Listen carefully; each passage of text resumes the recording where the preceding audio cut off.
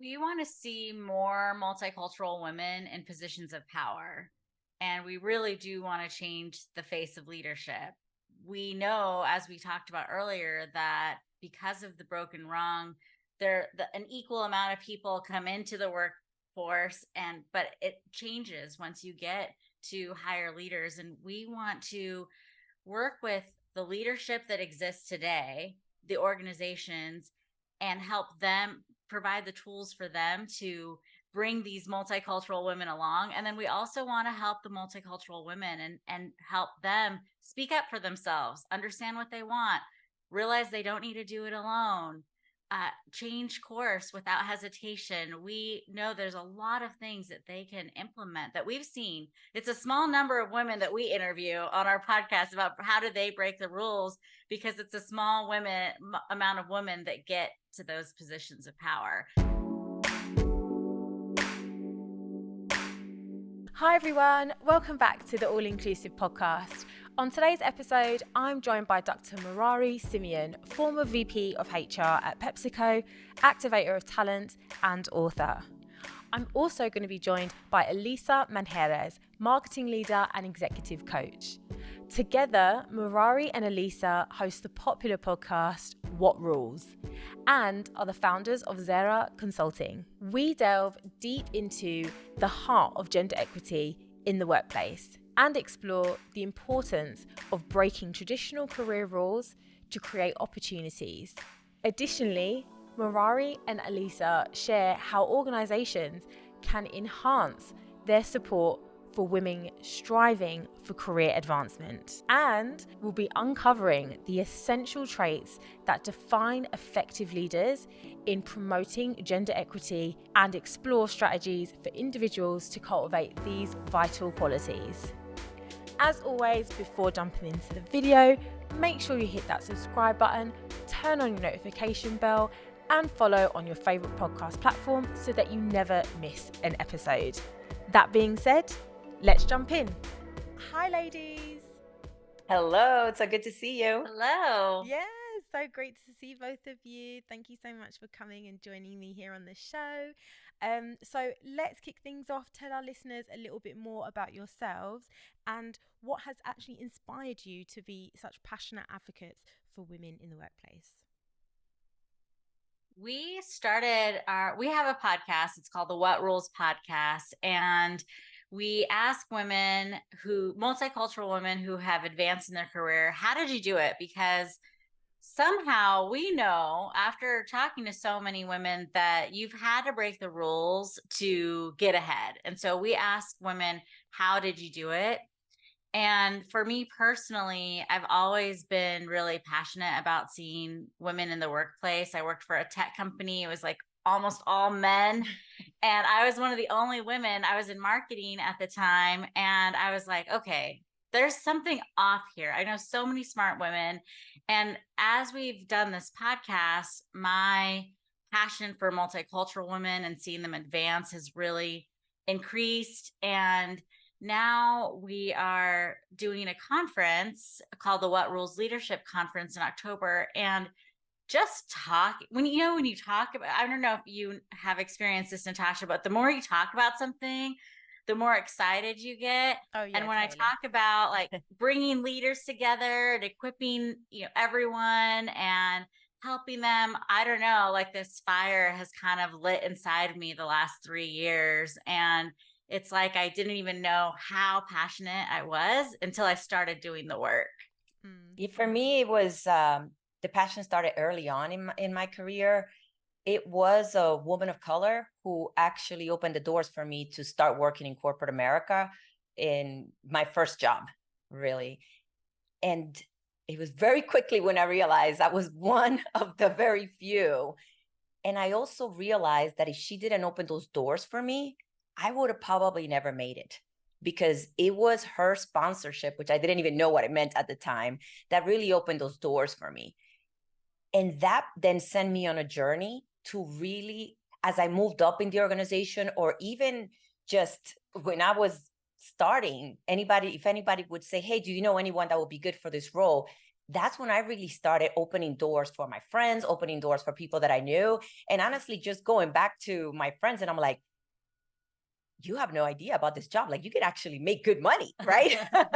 Because growing up, many of my friends, and myself included, we didn't know anyone in corporate America. So we are first generation corporate America, and being exposed to this early on really kind of fueled me throughout my career to always look for people that look like me and really help them move up in the organization, or really bring them in the organization. So for me, it's been something long time coming.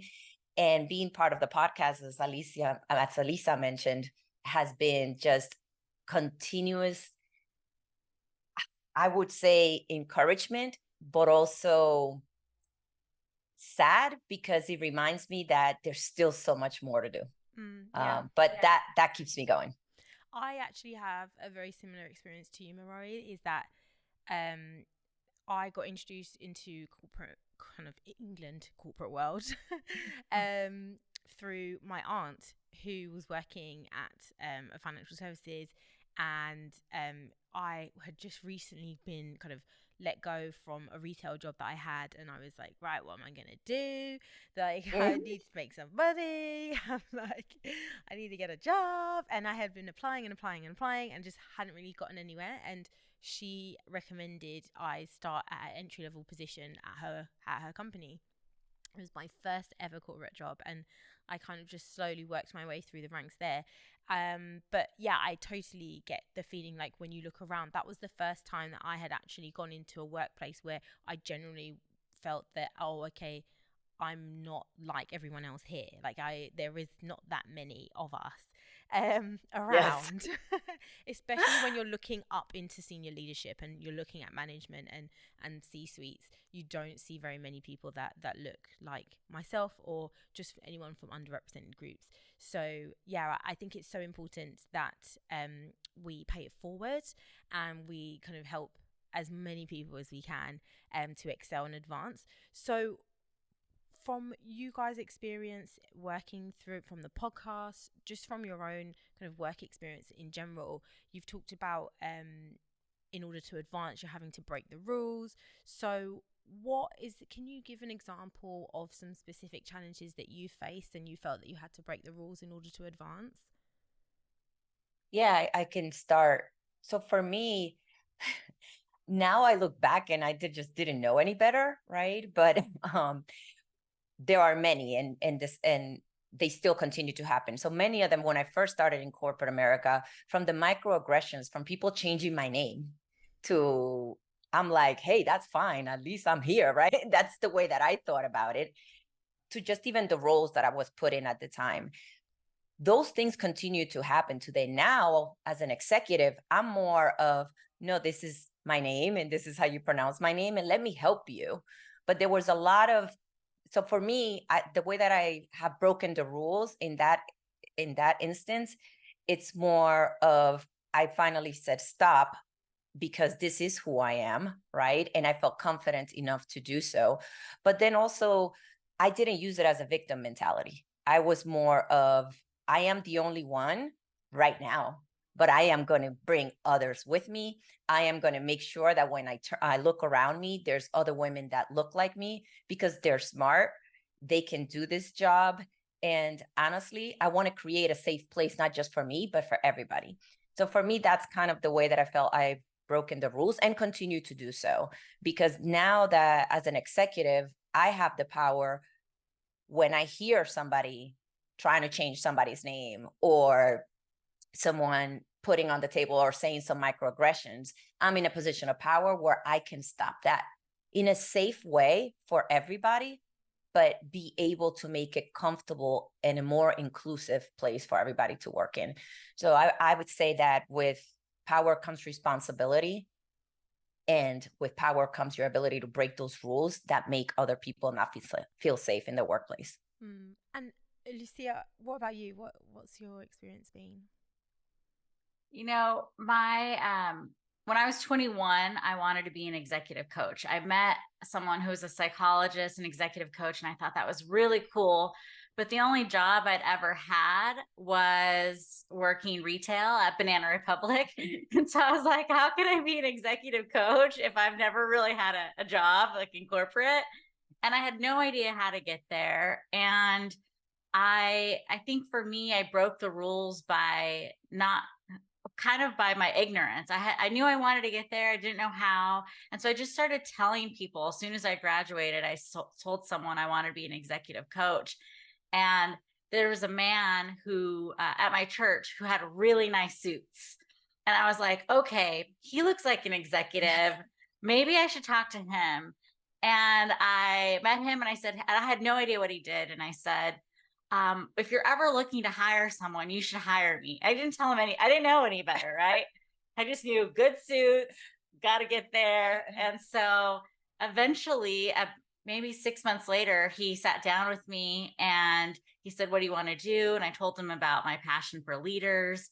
And he said, well, I can't quite get you executives, but I am building churches for pastors and working with executive committees, huge, like it was right when mega churches were coming out in America. And like, so he said, we have huge multi-million dollar projects. You can lead those and I'll train you. I'll send you to a training to be a consultant for these executive pastors. And so I started doing that. And then the more I worked with him, the more I started crafting my role. And from there, I started creating my role at other places. And then I got into marketing and I just started creating it. And I would tell the executive or whoever the CEO, like, this is what I want. And then they would make something for me. And I didn't really know that was not how you don't create your career. You like wait for it, or I don't know. I guess I broke the rules by creating it along the way. And that's what I've done throughout my entire career. I just think about what I want, tell someone, and then they help me figure out how to get there. What I love about that, because in both of our stories, we created what we wanted to see, right? And we continued to do that even with Zera Consulting. One of the things, and that's our mission, we want to create what we want to see in this world, and that is women of color in positions of power. And today, that's what we do. We help organizations, we help leaders, and we help multicultural women advance their careers. And it is all just basically on our beliefs that we want to create what we want to see in this world. And we believe that each of us has a job to do, and that is ours today. Oh, I love it. No, I completely love that. And I think it's, as you said, it's one of you definitely have broken the rules in actually going for and creating the roles and positions that you want, which I, for one, is not necessarily been my experience. I was kind of very much taught through my mum, like, just put your head down, work really hard, and you will be rewarded through the great work that you're doing. And it will just shine through, and you'll just naturally you'll get picked at some point. The point did not come. Yeah. Or it was just taking too long. And I very quickly realized that actually, you know what, I'm gonna actually need to do a little bit more than just my day job, or my day job really, really well. And it's just navigating that, I find, can be quite difficult, and finding the confidence to step out and say, hey, actually, could we do this? Or just suggesting or being heard, which is a massive struggle I find for women in the workplace, is them getting the recognition and also the acknowledgement of the great work, and being listened to. So what would you say is an effective way for organizations to help support women in the workplace and for them to advance? You know, I love that you said that that's not the way you grew up. So many of us, right? Culturally, for women, and research shows it, right? Research shows that that's how we are. So that's one thing organizations can do, right? The research is there. So how do we help her, right? How do we come to her with the positions? These are all the things you can do. What would you like to do? Just even asking is one thing managers and organizations can do. A lot of the times you hear at a people planning table, well, I didn't know Natasha wanted to do that. But we know research shows that is not common for women, period. Now, when you start getting multicultural, there are so many, cultures that I grew up in, we all grew up in, that tells you, hey, just hang in there. Just don't say anything. I was fortunate enough that I kind of got adopted by some sponsors and mentors in corporate America starting early on that were just like, no, you go ask for it. You go do this. But that wasn't something that I learned from family members because I was the first generation. So for me, organizations, number one, need to be more open and foregoing, leverage the data that's out there and use it. Number two, organizations need to understand and really look internally at where are the gaps. So we all know that when you look at the funnel, the talent management pipeline, we may have many women at the entry level, but and we heard of the broken rung, right? Women get stuck at the first promotion level. So being able to understand, hey, are those promotions are parity? And let's hope they are, but if they're not, what are you doing about it, organization, and focus in those areas? Now, the higher you go up, we all know, right? Research shows that it's only 1 in 4 women, multicultural women, that are in those positions as a VP. So what are we doing? And to me, it goes 3 ways. Number one, do they have a mentor? If they don't, let's take that responsibility. Number two, do they have an executive coach? Let's help and let's support them. The chances are that they're brilliant women that can do the job but haven't received the opportunity. And number two, they probably didn't grow up several generations in corporate America, right? And then number three, who's sponsoring them, right? The person, I have the responsibility to find sponsors, but as an organization, who's sponsoring Natasha? Who's sponsoring Alisa? Why are their names not being brought up at the table? So I really believe we all have a job to do, and organizations got to start with those 3. There's other things they could do, but I would say those are the first 3. Those are the first 3. Fantastic. I love it. And I mean, it is been talked about, there's a balancing act between your career aspirations and personal life, right? And there's some people will say, oh, you've got to find the balance between the two. Others will say, no, you've got to kind of co-work together and it be a combination.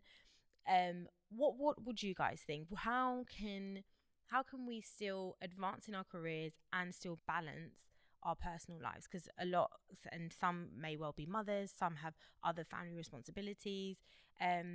We've got a lot going on as individual human beings anyway, but I feel for women as well that it can be a lot.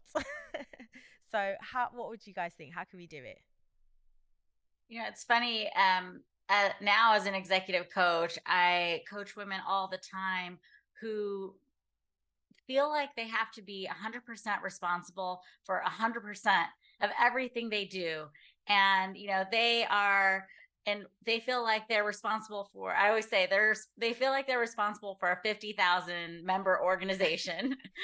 And so they put their heads down, they work really hard, and then they have to own their families, their friends, their relationships, they have to do everything. And for me, I'm single, I don't have kids, but I'm still an adult, and adulting is hard, right? Yes. So sometimes my dishes are not washed. Most of the time they aren't. And a lot of times for me personally, I feel like I have to be superwoman, and no one told me that, right? It's something inside of me that feels like I have to have it all together. But the more executives we interview, the more we find that once you determine what do you want in this season, what's important for you in the season, and what are the things that are okay to kind of fall off a little bit right now. And if you're in go, go, go all seasons, all the time, you're going to burn out no matter what your focus is, and you're not going to get to where you want to be. So it's a matter of recognizing, where are you at right now?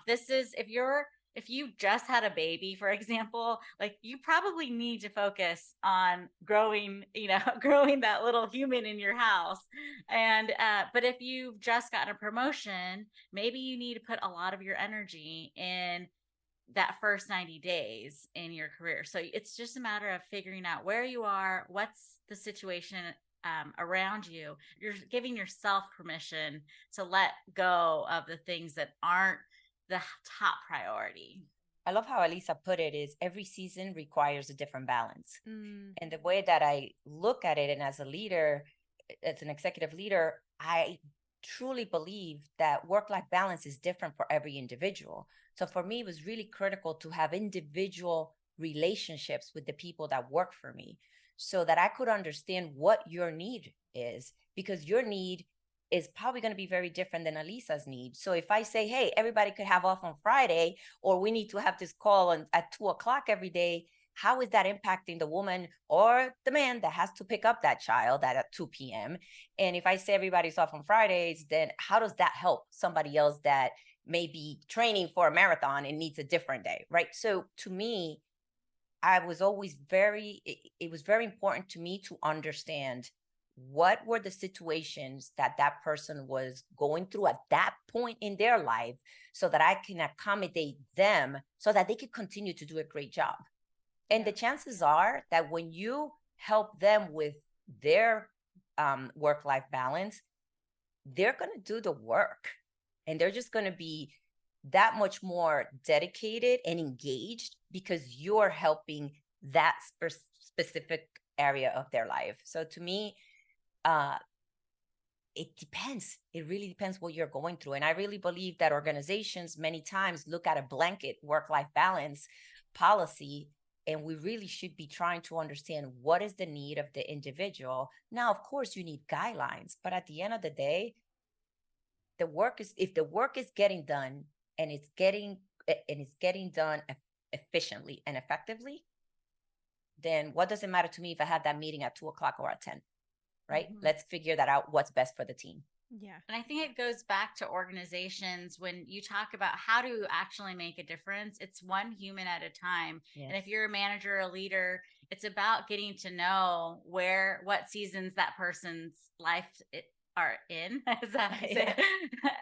And, if you know what the person's going through, it doesn't mean you have to know all their secrets or all their personal lives. But if you know they have to take off early because of something and you've had a relationship with them, it's not about, are you getting the work done? It's about building trust, both ways. So you want to make the person feel safe saying, hey, I need to take off at 2, just as much as you want to give yourself as a leader permission to ask questions and say, hey, is everything okay? Or, oh, that's really exciting, you're running a marathon, let's send you a water bottle, whatever it is.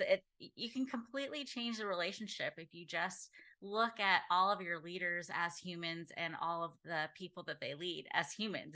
It's so simple. I don't know why we don't. I know. I think for me, what in everything that you've kind of both of you have said, what's standing out to me is just that people first leadership, that kind of people first mindset.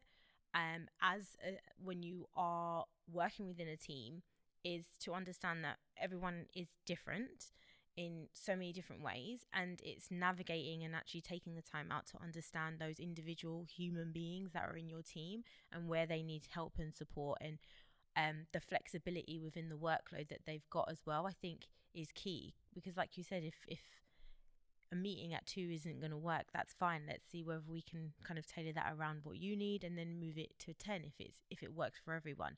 But it's the first step is having that conversation and finding out whether it is actually going to work for everyone or not, right? Which I think a lot of leaders tend to make a lot of assumptions, whereas I think it's quite key that we just ask the question. I think the other key is actually when the leader asks you, what do you need support with, that you tell them. Well, yeah, that was my next question. It's like, always be ready. I can't tell you how many people I've mentored or I met. I'm like, okay, how can I support you? And they're like, I don't know. I'm like, you're meeting with a high level executive. Like, this is your time. Make sure that you know what you need, and that is something that it's going to be transformational or really help support you. And it's not, oh, I just want you to speak here. No, like, what can I do for you? When they ask, I would say be ready and always have that in your pocket. From an executive and a leadership standpoint, what would be the qualities of a leader which enables their team to be open and honest with them? So when they do ask those questions, they actually do get those responses back and those honest responses? Yeah, I would say number one, they have to listen, understand, and seek to understand first, number one. And I would say be empathetic, like really truly try to understand what their needs are. And there may be times that you can't give the answer right there, but show that number one, you care, that you're trying to understand how you can help solve that problem. Or the other piece is brainstorm with them. Okay, this is what how can we help? Let's brainstorm together. And then finally, and probably the most important one, that you're not penalizing that person or making them feel uncomfortable or terrible or wrong for asking for support. I think that that's how you lose trust. If you want anybody, another human being, to trust you, it's how you make them feel and how do you react to when they're asking you for support. Oh, lovely. I love those tips. So just before you guys leave us, because I'm so much enjoying our conversation today, let's look towards the future. What's your vision for the future in terms of gender equity, women advancing in the workplace? What do you want to see? We want to see more multicultural women in positions of power. And we really do want to change the face of leadership. We know, as we talked about earlier, that because of the broken wrong, an equal amount of people come into the workforce, but it changes once you get to higher leaders. And we want to work with the leadership that exists today, the organizations, and help them provide the tools for them to bring these multicultural women along. And then we also want to help the multicultural women and help them speak up for themselves, understand what they want, realize they don't need to do it alone, change course without hesitation. We know there's a lot of things that they can implement that we've seen. It's a small number of women that we interview on our podcast about how do they break the rules, because it's a small amount of women that get to those positions of power. So we want to increase that. And we know that this is not just a wishy-washy vision. Research shows that if we fix the broken wrong, you would add over 1 million women in the workplace if we were to fix that tomorrow. So we know that our vision is not impossible, but we also know that we need everyone, organizations, managers, and multicultural women, to do their part so that this vision can come to life. So we believe we can change the face of leadership, but we also know that we need everybody involved because the data's there. The women exist. They're graduating at higher rates. They're out there. And actually, even when you look at research from a multicultural perspective, it tells you that multicultural women actually want to exceed in the workplace and are looking for promotions more so than people who are not multicultural. So they want it. They have the education. They're prepared. They just need the opportunity. Yeah, it's literally that's the word that I was looking for as well. It's getting that opportunity, isn't it? And I know you guys are doing fantastic work, and you have got an event coming up soon. I would really love to hear a little bit more about that event, because I know this is something that you're very much passionate about. So for you, you mentioned about providing a space for advancement for not just the women, but also to help organisations advance. So I'd love to hear a little bit more about this event and how that actually does do that. Yeah, we're having a virtual event October 25th. And what we've done is we're inviting small teams and large teams throughout organizations for managers. And they don't have to have multicultural women on their team. We just want to see the managers and leaders who want to build inclusive cultures. So if they have a desire to also change the face of leadership, we're inviting them to this conference. We're inviting multicultural women of all levels to the conference. And how it'll work is we have different workshops. So we have a track for anyone in leadership and a track for multicultural women who are looking to advance. And then we literally bring them all together and do a little bit of group coaching. And we have these incredible, inspiring speakers who are speaking to both groups of people at the same time. And we are so fortunate to have these other women come alongside us and support us, from Coca-Cola, Albertsons, EY. It's just going to be so exciting because this is one of the first conferences ever that brings together leaders from organizations of all colors and multicultural women. So we're really excited about starting this off. We hope to do more events like this in the future. At the end of the day, from an organizational perspective, we want to help organizations future-proof the organization, because at the end of the day, whether we like it or not, multicultural people are growing and they are the majority. So as organizations and leaders, if you want to truly future-proof your organization and build those thriving, inclusive cultures, then you need to come to our conference because we are here to help you advance multicultural women, because you're going to fall behind if you don't. We are here, we exist, and it's only a matter of time if we decide if we want to work with you or not. And you can make that decision as an organization by future-proofing it and working with us to help you. Oh, fantastic. Cool. I've so much enjoyed our conversation today. I'm inspired. I can't wait for the event. For anyone who is listening, if they want to learn a little bit more about the both of you and also the event, how can they do that? You can go to whatrulespodcast.com. And all of our LinkedIn is there, our event, our conference there, whatrulespodcast.com. Oh, perfect. Well, I will be linking below this episode a link to that podcast for you guys. So anyone who is listening, they can follow that and get more information with you. I'm like I said, I'm so excited. I'm so thrilled we was able to have this conversation today. It's definitely inspiring. I love to see women trying to do their utmost in order to advance others through. So I'm here alongside you girls. So thank you so much. Yeah. Thank you, Natasha. Thank you.